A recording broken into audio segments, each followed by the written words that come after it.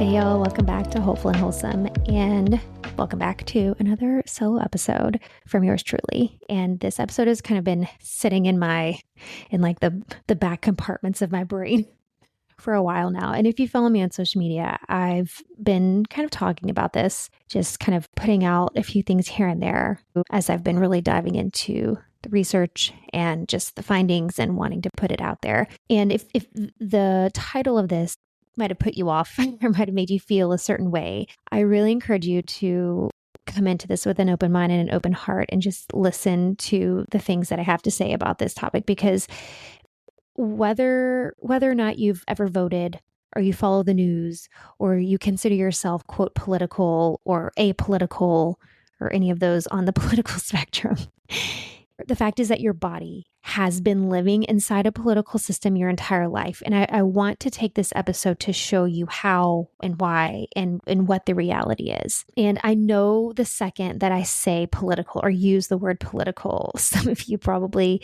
tensed up, you maybe shut down, maybe it turned you off, maybe you rolled your eyes, maybe you turned your nose up, like maybe you felt a certain way about it. But I really encourage you to stay with me, because I'm not asking you to pick a side. This isn't an episode where I'm asking you to pick a side and which side is better and which side is right or wrong. That's not what I'm saying here. I'm asking you to look at the evidence with me, because it's one of those things, once you see, you can't unsee.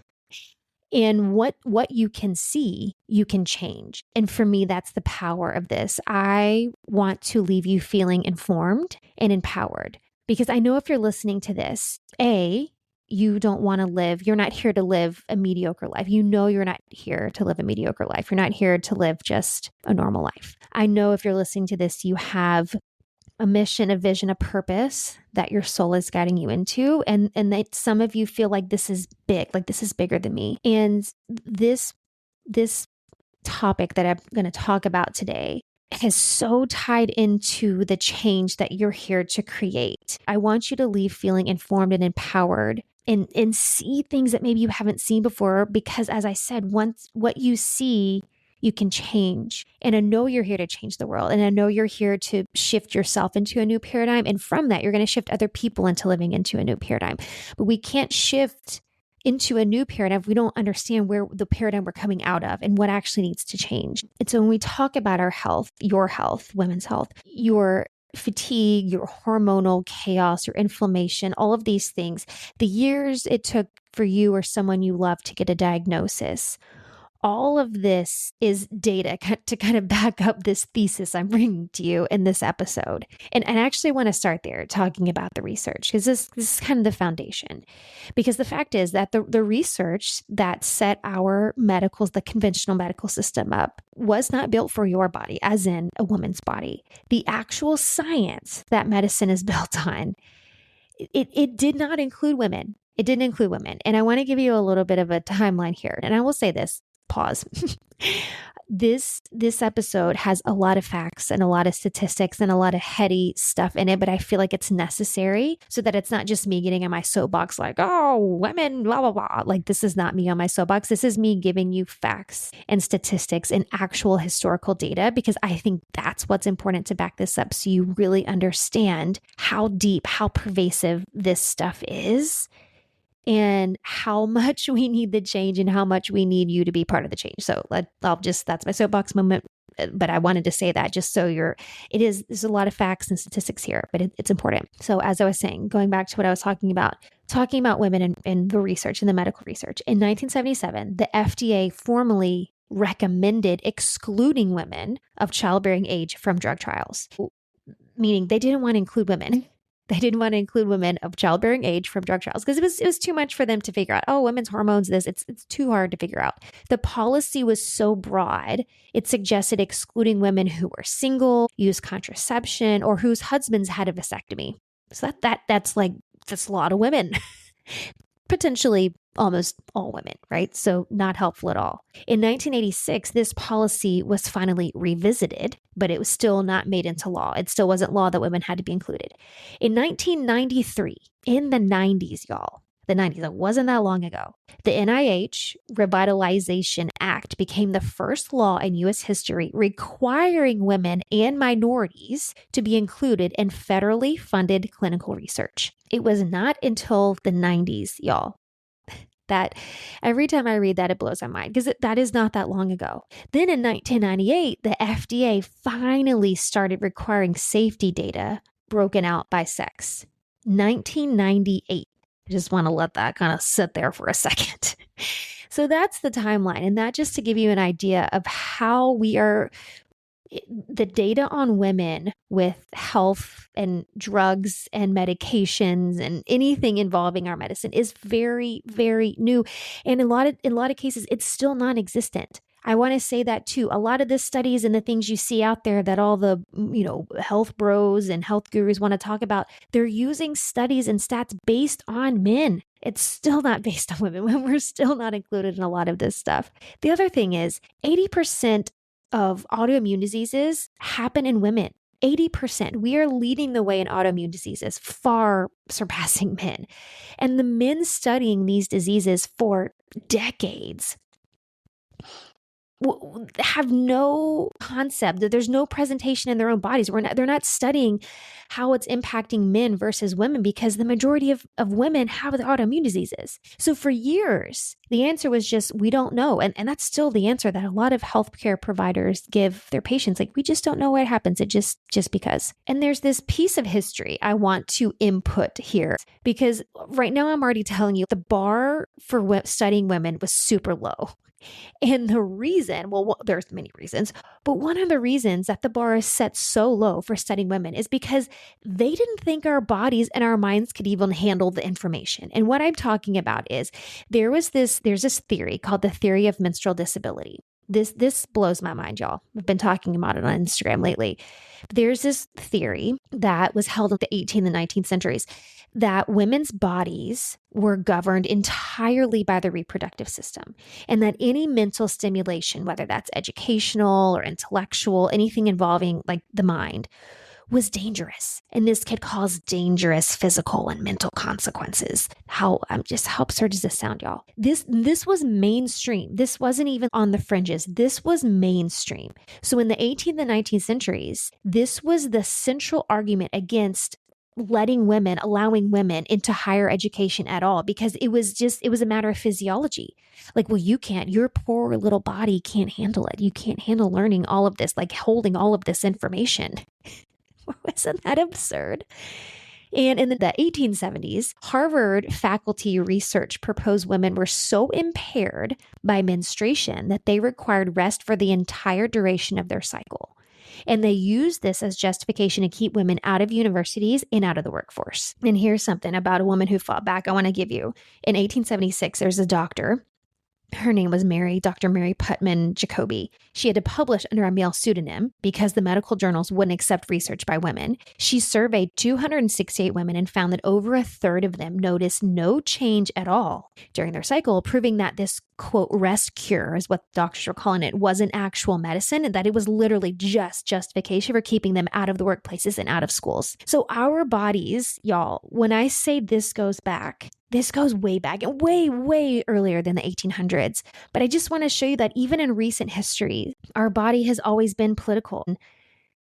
There's always been this perpetual need to control how women are using their bodies, and our health, our well-being has always been just this political chess piece. So if we move on throughout history, move a little further ahead, I want to talk about the drug that became kind of this symbol of women's liberation and how it actually got approved. And this is not me for or against birth control at all, y'all. I posted this on a little piece of this on Instagram, and a gal commented arguing that, yes, the ends don't justify the means, that birth control is liberation. I will not argue that. I am 100% a proponent. I totally agree that birth control is liberation. But let me give you this backstory, and I'm going to tell you just my thoughts on this. Okay, so in 1960, the FDA approves Inovid, which is this first drug that was ever approved for something other than treating a disease, right? Until that point, all drugs, all medications, it was all about disease. Now, the US couldn't trial this because contraception was illegal in most states. So they went to Puerto Rico, specifically because the poverty there made the population easier to control. Right? So it's like, where do we need to control the population? Oh, Puerto Rico. So 265 women in the poorest neighborhoods of San Juan were told that this medication was to prevent pregnancy. They were not told it was experimental. They were not told it was a trial. They were not informed. There was no informed consent that they were in a medical trial.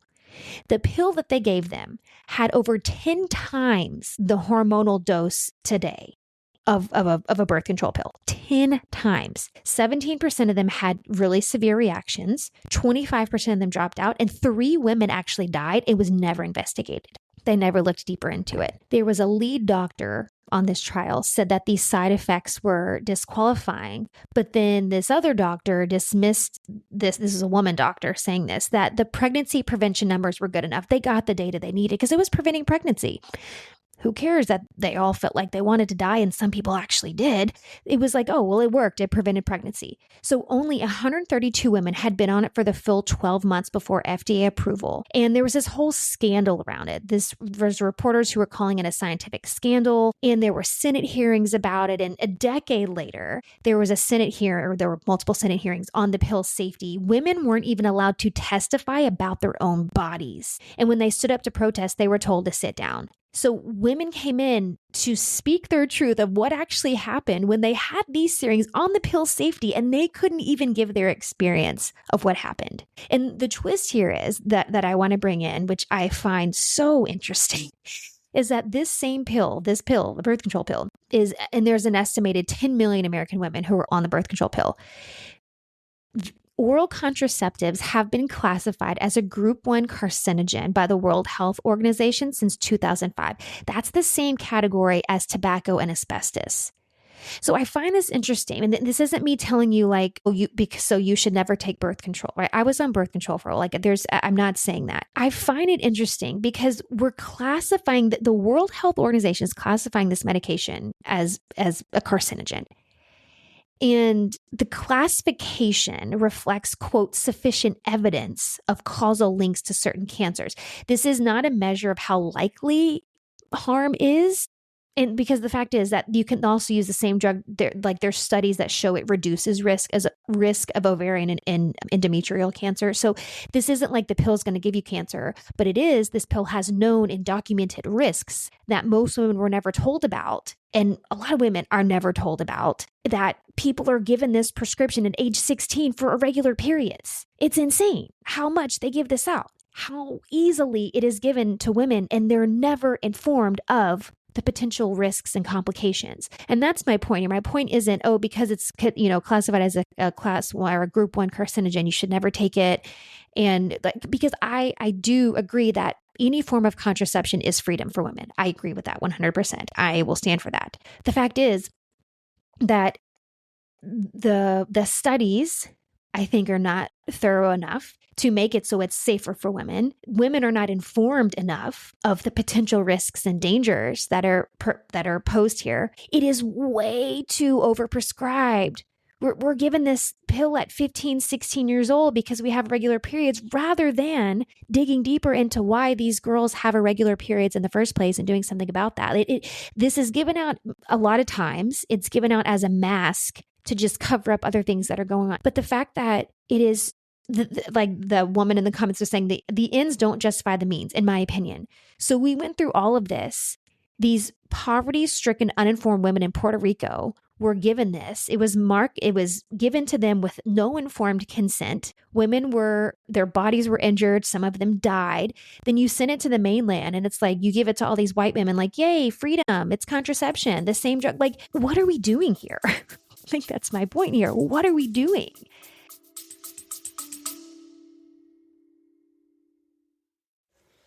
Hey, y'all, we'll get right back to the episode. But first, let me ask you this.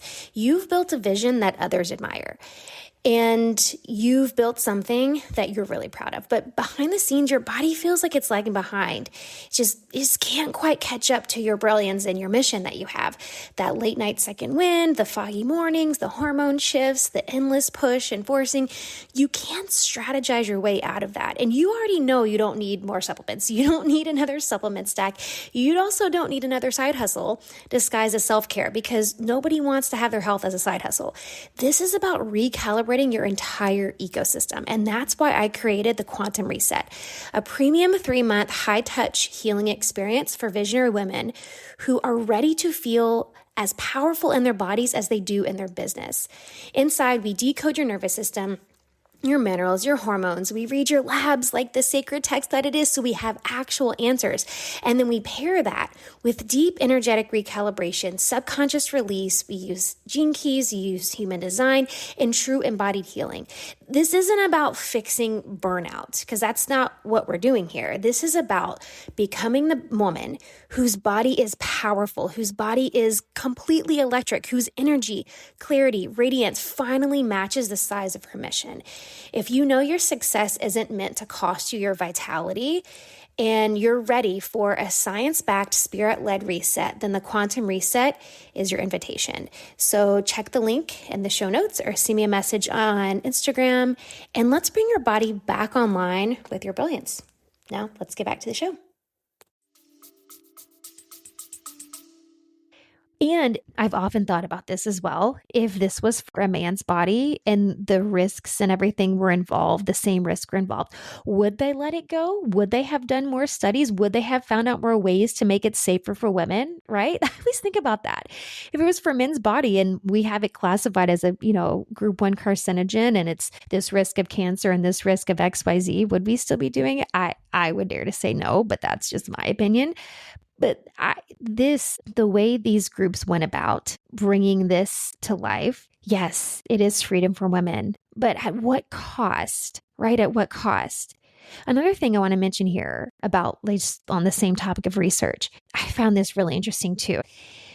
The only organ in the human body that exists for pure pleasure in a woman's body, the clitoris, was removed from all the medical texts in 1948. Fully removed. They took it out. They thought it wasn't worth studying. Why would we need to study where women, the pleasure center for women? It is the only organ in the human body that exists purely for pleasure. That's it. That's the only function that it has. Took it out of the medical books. We don't need to study that. It wasn't fully mapped. Its full internal structure, including all of its networks. There's thousands of nerve endings. Decades later. If an entire organ can be erased from the official record of the human body, what else do we just accept as normal because no one ever told us otherwise, right? It's mind-blowing. Now, one more little piece of history I want to leave you with before I move on to the next section I want to talk about is the Comstock Law. So when we're talking about contraception and reproductive health, in 1873, the Comstock Act was passed, and it classified any contraceptive information as obscene material. It's very, very odious, right? Obscene material. It was illegal. It was illegal to transport this material, the same legal category as pornography. Anything about contraception, anything about reproductive health was illegal. It was illegal. You couldn't do it. So doctors were getting arrested. Social reformers were getting arrested for disseminating this information. Margaret Sanger published a journal that simply told women when it might be wise to avoid pregnancy. She didn't give any methods, nothing explicit, nothing super specific. And she was charged with 4 federal crimes and carrying a possible 45-year sentence just for saying when it might be wise to avoid pregnancy. Let that sit in your brain for a second.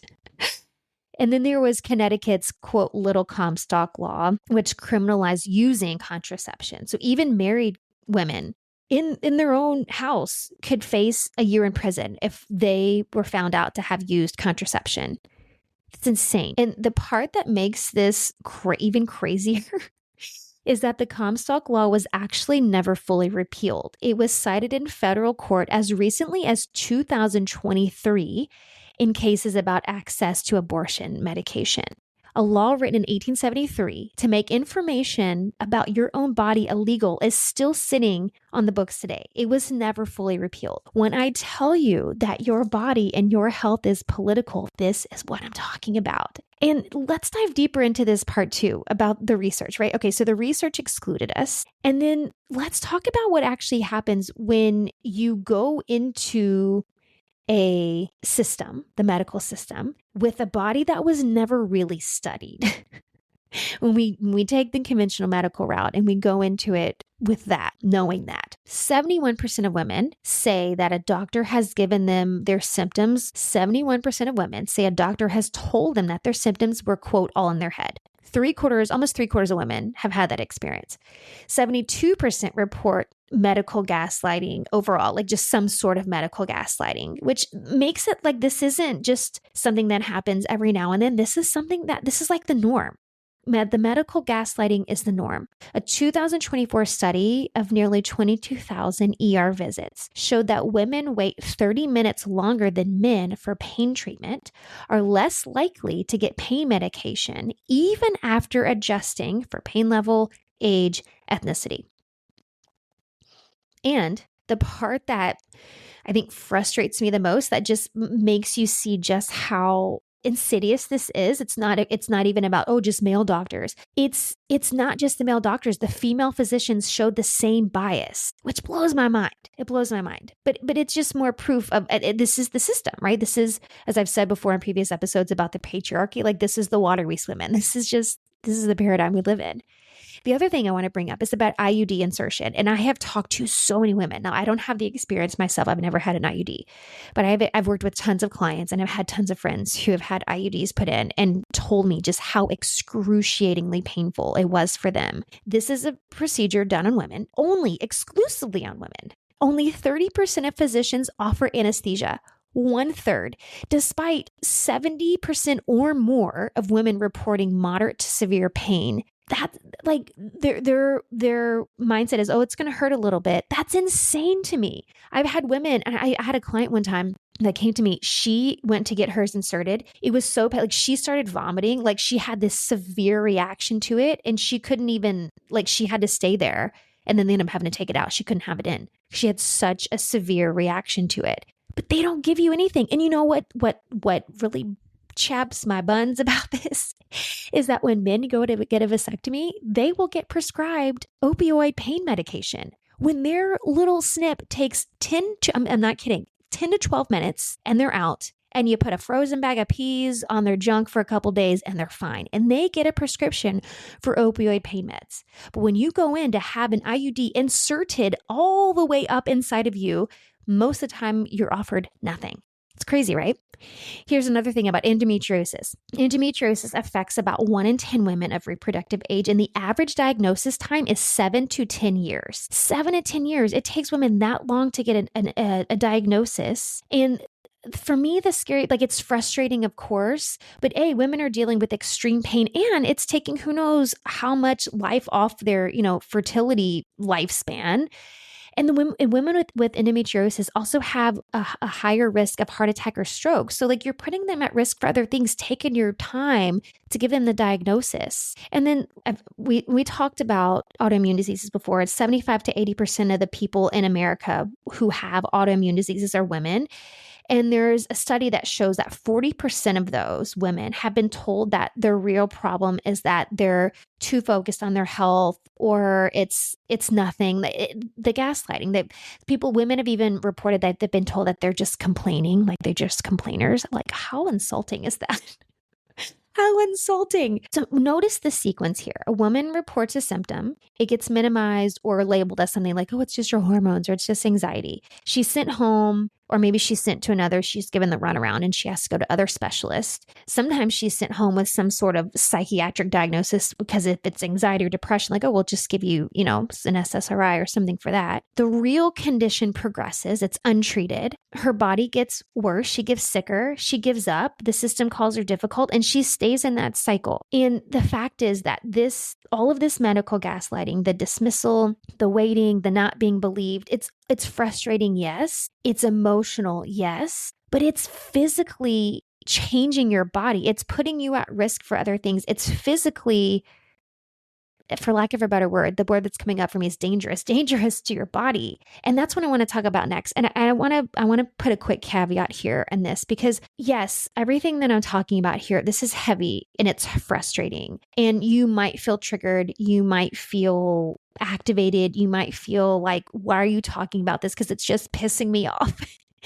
And I want to say good. I want to say that good. I'm glad that you're feeling something. I'm glad you're feeling activated, because really, this is what I help the women I work with walk out of. This is what I help you work. All of this that you're feeling, this is exactly the kind of energy that we learn to work with, not just feel it and move past it, not just be pissed off by it and feel like, oh, there's nothing I can do to change it. But this is the work. This is what I work with. This is what you learn to work with inside the containers that I have for women who are ready to step into a new paradigm and who are ready to decondition from all of this and remove themselves from all of this conditioning and all like this system that is keeping women sick and stuck and has done this for, I mean, really for centuries.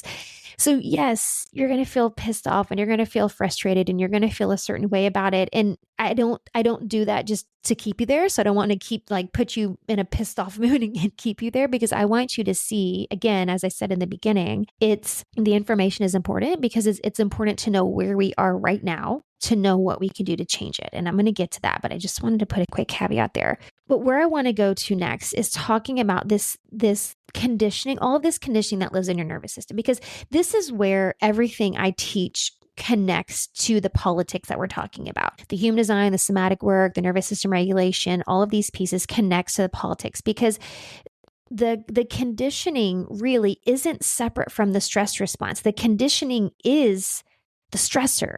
And that's also the big point I want to get across here. So there's this concept called allostatic load, and it's this cumulative wear and tear on your body from chronic stress.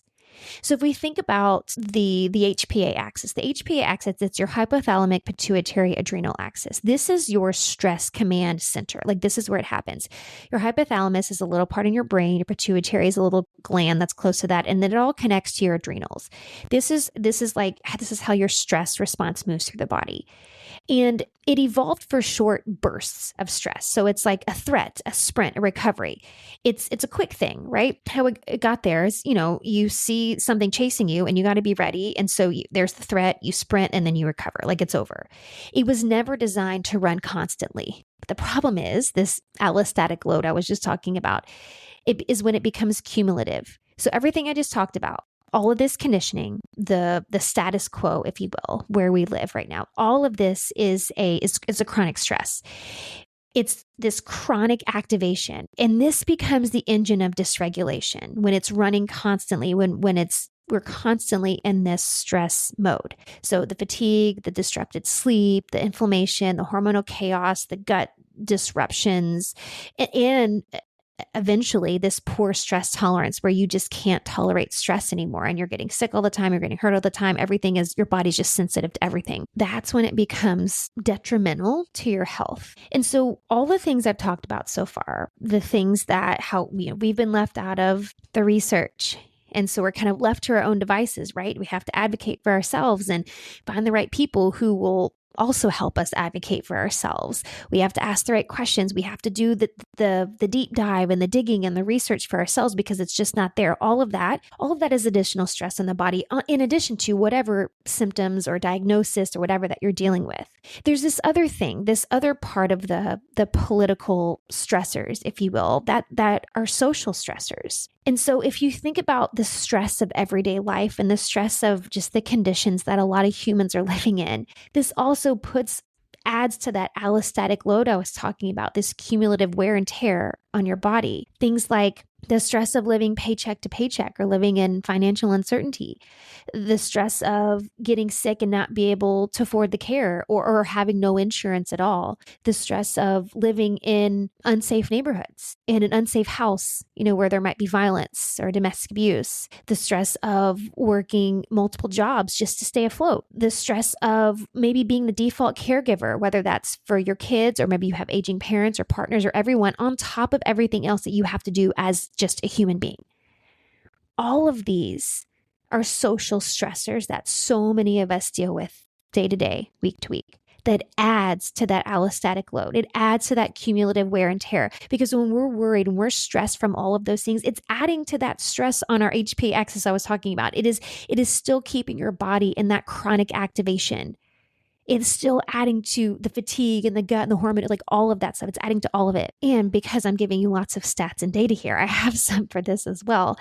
78% of workers report living paycheck to paycheck. 72% say money is their number one life stressor. So if you think about this, just as one example, chronic financial stress, this is tied to elevated cortisol, impaired immune function, increased inflammation, higher heart disease risk, higher blood pressure. Like think about all the things that happen when you're just in this chronic state of stress over finances. And that's just one example of social stress. In 2023, roughly 9.3 million working age women in the US had no health insurance. And because insurance is tied to employment, gender gaps in pay and job stability translate directly into gaps into healthcare access. So again, there's so many women who aren't getting the access to healthcare that they need because they can't afford it, or they don't have the education to get the job that gives you the healthcare. Like those things are tied as well. There was a study in Dallas that found that rising neighborhood crime rates were directly linked to higher inflammatory markers measured in the blood in women living there. I mean, no surprise there.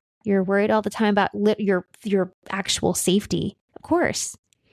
Women do about 1.5 times the unpaid caregiving the unpaid caregiving labor that men do. That's an extra 102 hours a year, which is basically almost 3 full weeks.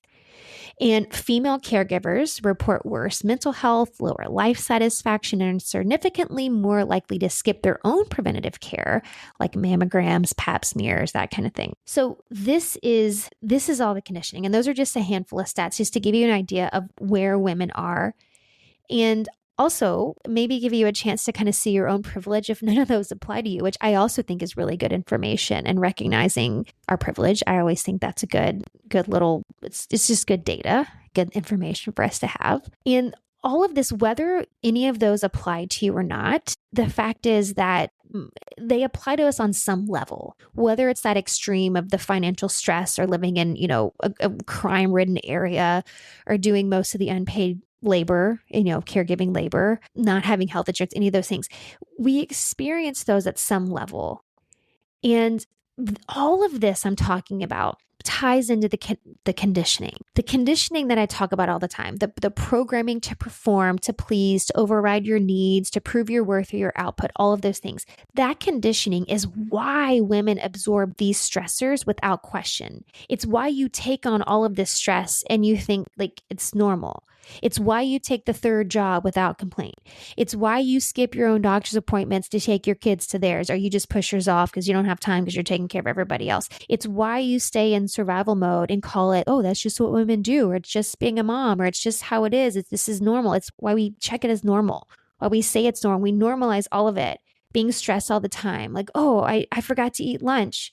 Oh, I haven't, like, all of those little things add up. And all of this is conditioning. This conditioning isn't separate from the politics I'm talking about.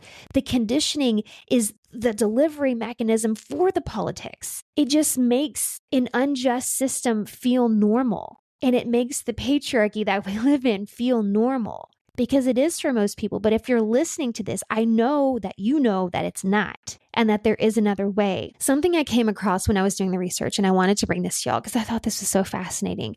There's a Harvard epidemiologist, Nancy Krieger is her name, and she's spent 30 years building something called the ecosocial theory of embodiment. And basically what this says is that the social world doesn't stay, quote, out there. It literally gets into your cells. So your biology is shaped by your environment, your history, and the policies around you. Basically what I'm talking about here, how, like, everything is your biology, your physiology, how your body is responding. Like, all of this is shaped by your environment, your history, the policies around you. And the part of her framework that I think matters the most for us, for our purposes here in this episode, is she names these conditions. She says that these conditions were constructed by people with intent and are therefore something that people can be held accountable for, so that it's not just stress. It's not just our biology. Like, it's a system built by choices, by people, written into your nervous system. I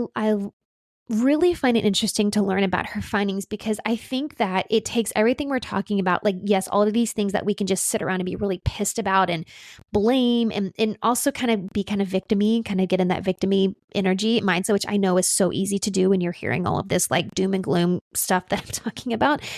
But her theory and what she talks about, I think gives me at least a little hope, because it makes us see that we have agency. And yes, it's a system, right? We don't have to just accept it as this is just how I am. This is my biology. It's a system. It was built. If a system can be built, it can be destroyed. And I think if you're listening to this, that's what you're being called into, or you wouldn't be listening to this. And I think if we look at it that way, as something that can be destroyed or dismantled or changed, it does, for me anyway, I'm speaking for myself. It makes me feel, it makes me feel even more fired up, because like I said, if a system can be created, it can be destroyed. B, it makes me feel more hopeful for the women like you who are listening to this, who are creating real change in themselves so that they can create change in the world, because we can all play a part in the change. And I read this quote on Instagram a few weeks ago that said something like, you don't change the world, you change yourself, and then that changes the world. That was kind of the point of the quote. And I loved that, because yes, I talk about us changing the world all the time, but the fact is, like, we as one person, we could change a lot, but one person by themselves aren't going to change the entire world.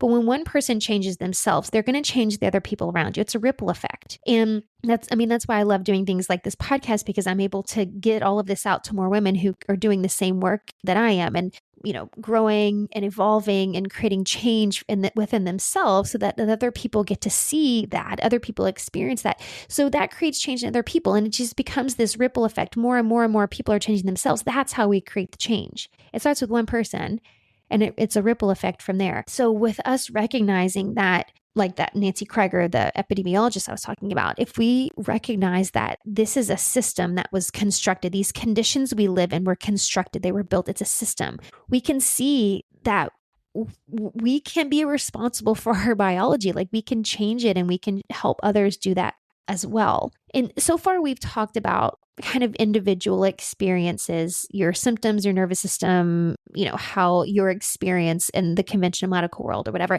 And I will say this too, I should have said this before.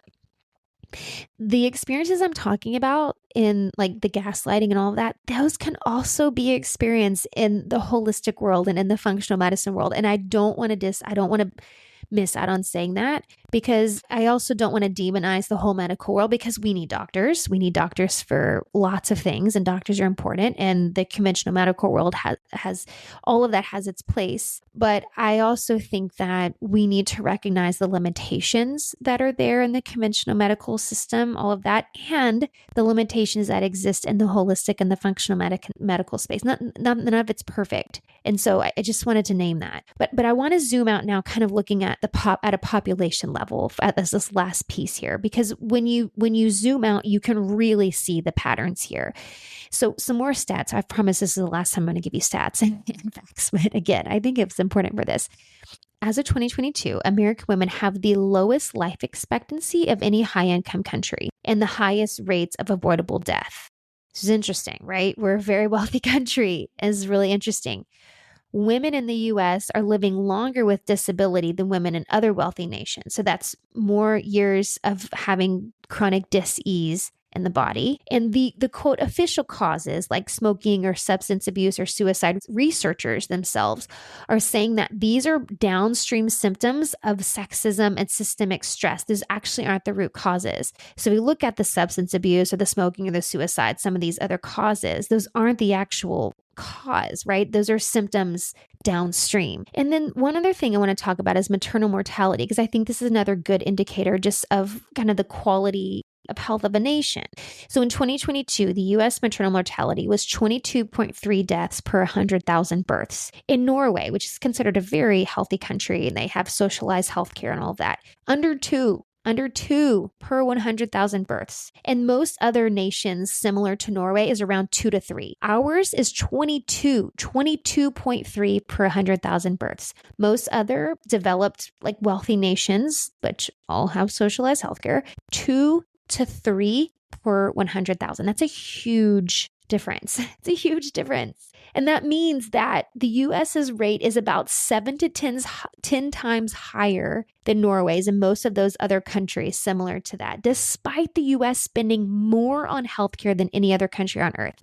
Now, there's a lot of variables to factor in here. I do want to say that, because we can talk about quality of life. We can talk about work-life balance. We can talk about access to healthcare. We can talk about a lot of things. There's a lot of it, but I want to say this, all of those things all have to do with politics, political policy, all of them.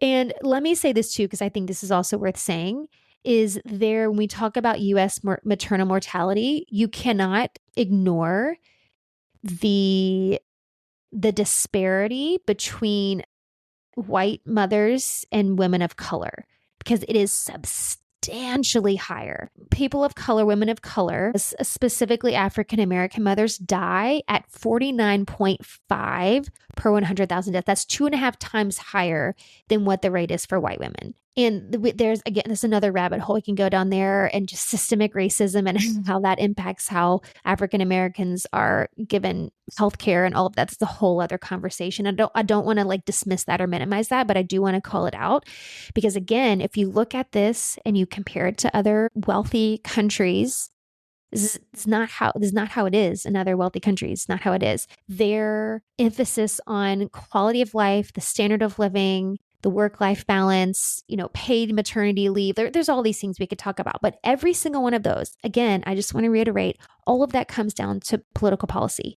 All of it does. Now, I could talk about so many more things in this episode, and I could go down so many more rabbit holes. I could talk about universal healthcare. I could talk about our country compared to others with universal healthcare and access to, women's contraceptions and abortions and all that. We could go down so many rabbit holes. I think I got the point across with the facts that I've given you so far. And you might be listening to this and you're like, what is this? Like, bring it home, sister. What does this matter? Why does any of this matter to you today? Because here's what I want you to take from this episode. I don't want you to leave feeling hopeless or pissed off or angry with nowhere to put it, or this is just like one more terrible thing for women to carry, because that's easy to do. It's so easy to do. What I want you to feel is clarity, because once you understand the paradigm, once you see that your exhaustion isn't just, how you are, this is just how I am. This is my biology. This is just normal because I'm getting older. It's because I'm a woman. It's a character flaw or whatever. Once you see that your exhaustion, your hormonal chaos, your mood swings, your anxiety, all of these things aren't just your biology. It's not just because you're a woman. It's not just because you're getting older. It's not some sort of character flaw. Once you see that the years that it took you to get a diagnosis, that's not, like, you're not the only one. You're not alone in that the conditioning telling you to push through and override your body's signals is doing exactly what it was designed to do. You stop being a passive bystander in your own life. You recognize that all of these things are part of the system that we live in. And a system, I will say it again, if a system can be built, a system can be destroyed. When you stop being a passive bystander in your own life and not accepting these things as this is my status quo, this is no longer my status quo, you start asking different questions. You start advocating differently at the doctor's office. You start noticing the conditioning in real time, and you start choosing differently. You start making different choices. You start taking care of yourself differently. You start seeing yourself differently. You start talking to yourself differently. You start voting, and you start supporting, and you start showing up for the things with full information instead of this vague unease and confusion. And yes, I think voting is important, and I'm going to say it, and I'll say it again, and you're going to see me say it again when the elections come out. Because if women don't vote, we all stay stuck in the system we're living in. And I don't know about you. Yes, I can pull myself out of the system, but not all women are as resourced as we are. And I want to help other women get out of it too. And that's why I'm bringing you this information, because if I can get this out to more women and I can encourage more women to be an active participant in their life and not a passive bystander, for women to ask better questions and ask different questions and to notice their conditioning in real time and make changes and choose differently. You start voting and supporting the things that back all of this up. That's when we step into a new paradigm, because this is all what it means to step into a new paradigm. It's not ignoring the old one, and it's not just sitting in it and realizing how sucky it's been. It's seeing it so clearly that it loses its grip on you, because now you know how to do better. You know what it takes to do better. Your body has always been political. And I think the difference now is that you know it. And what you know, you can change. And when you know how policies have been set up to keep women uninformed, to keep women small, to keep women uneducated, to keep women powerless, now we know we want better for us, for future generations, forever, for all of us. We want better because we deserve better. We know we deserve better. So the question I want to leave you with is, now that you know all this, what are you going to do with it? What are you going to do with it? Because the awareness is helpful. The awareness is necessary, but it's really not enough on its own. And that's the truth. Knowing the paradigm is just the first step, but living differently inside of it is a whole other step altogether. And it's not something that you do by just reading another article or listening to another episode. These things are great, but it's something that you have to do in your body and your community with support. And that's what I've created. I have a new membership that I want to talk about for a quick second. And I have 2 tiers. The calling is the first tier. And this is where basically we take everything that we talked about today, the conditioning, the chronic stress, the disconnection from your own body signals, and we start actually working with it. Not just to understand it. Again, understanding it is one thing, but it's to embody this, like giving your nervous system a new pattern to run instead. It's rewiring all of that. Somatic practice, human design, the tools to start recognizing all of this in real time when you're operating from conditioning versus when you're operating from your own truth. And there's so much we're doing inside. I'll put a link below so you can check it out, because I don't want to spend the whole time just giving you everything we're doing inside. But this is what you will experience. So if you felt the little spark of like, oh, that's what's been happening in my body the whole time, that's what the calling is for. The calling is where we get to put that, where all that becomes a practice.